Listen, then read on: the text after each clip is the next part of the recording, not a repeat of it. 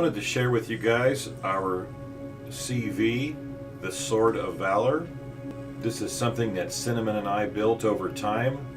It kind of started with a concept, and it's just sort of grown as we have.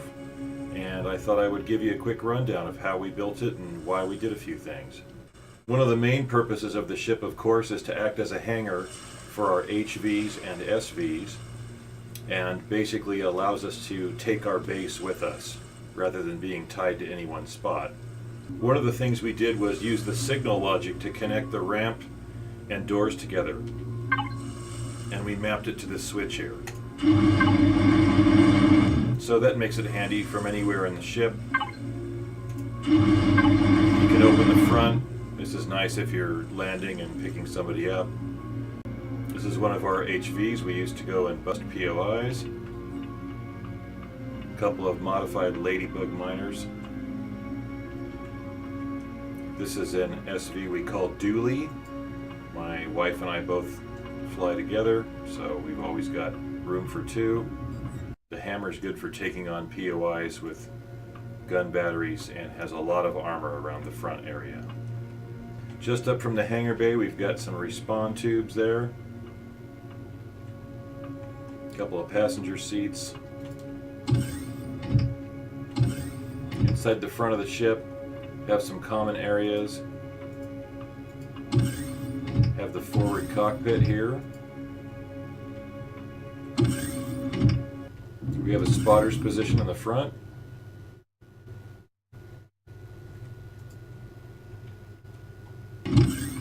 Have our leisure area in the front here. Bathrooms.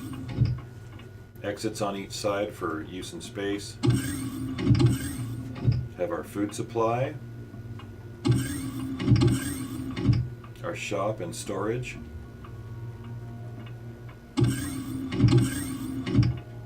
At the back we have gravity and our warp core.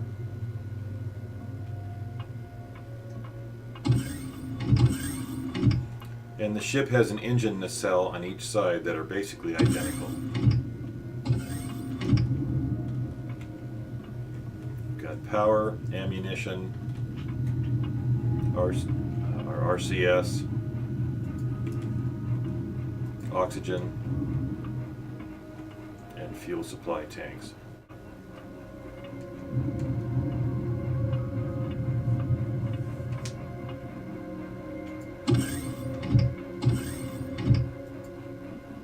These shafts go down to the bay at the back.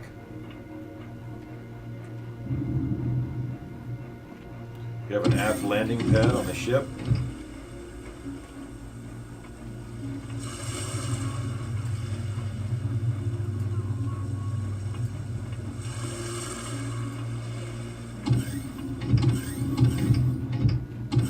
And we have the bridge, which has excellent visibility.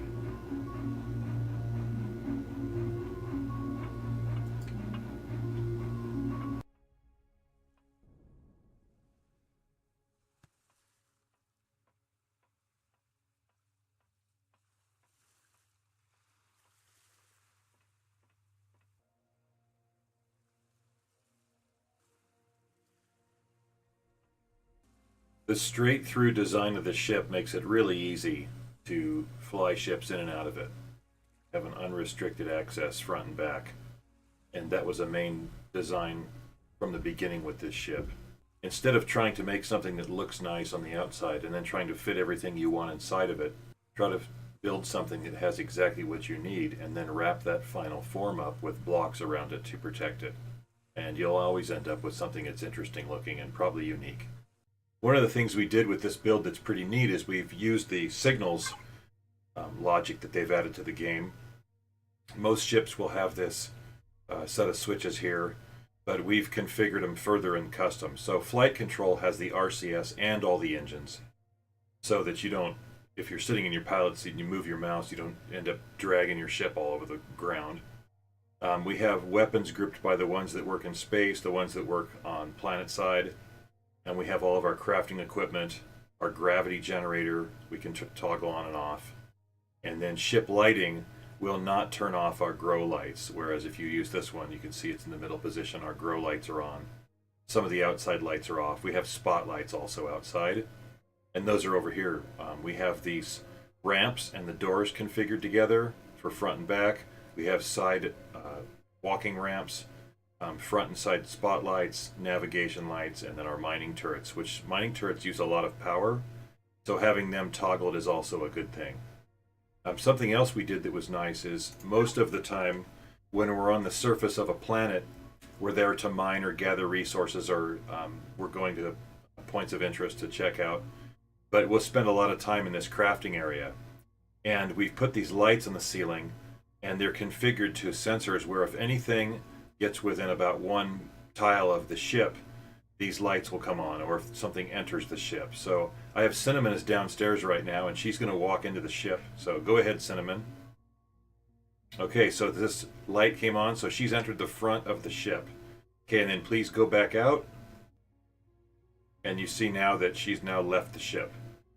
So similarly, Cinnamon, can you please go through the hangar bay all the way to the back of the ship? Just run straight through. So the front one's on now. She's in the front portion of the ship. Now she's probably in the center area. And now she's at the back of the ship. So we've set these up. It's pretty handy. This, as you can see, if you're in here working, it's very obvious when one of those comes on. Hey, Cinnamon, thanks. You can just go back to the middle or wherever you were. Thank you. And now they're off again. So that just lets us know if something alive enters the field there. And that works on friendlies as well as hostiles. So it's just kind of nice to be able to know what's going on. That was something we did that has proven useful more than once. We built a lot of power into this ship. Plenty, in fact, for high gravity planets for the ship to hover and stay on station for plenty of time. Cinnamon, go ahead and turn on the flight controls. Okay, she's now go ahead and let's lift off a little bit.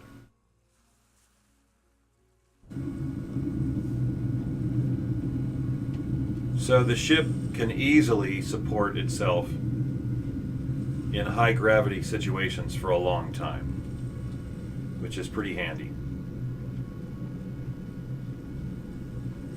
Okay, Cinnamon, go ahead and turn on the navigation lights.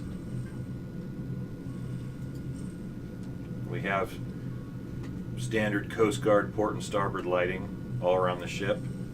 Okay, go ahead and let's hit the spotlights.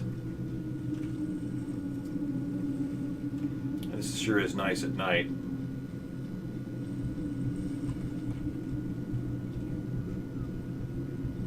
Okay, you can kill the spotlights. All right, go ahead and set it back down.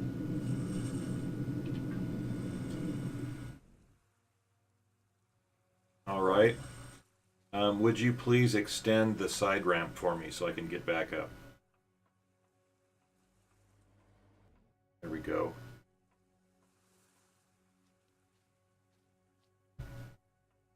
Thank you, Cinnamon. All right, go ahead and retract the side ramps. All right. Well, let's just go up to the bridge and see what our pilot extraordinaire Cinnamon's up to. There she is. Oh, you're looking up. What are you looking at? Space down. Are you looking up there? Alrighty. Well, thank you for that. Okay, so here's a picture of the control panel while the Sword of Valor is hovering here on the planet. And you can see that we've got 40 minutes of fuel time to hover fully loaded. So that's a pretty good setup. And you can see the power usage is 10%. That's mostly because we did everything redundantly. So we've got 2 of the large generators.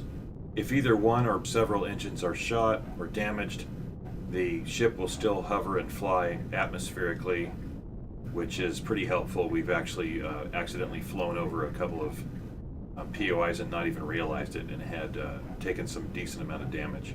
Anyway, thank you for checking out the Sword of Valor.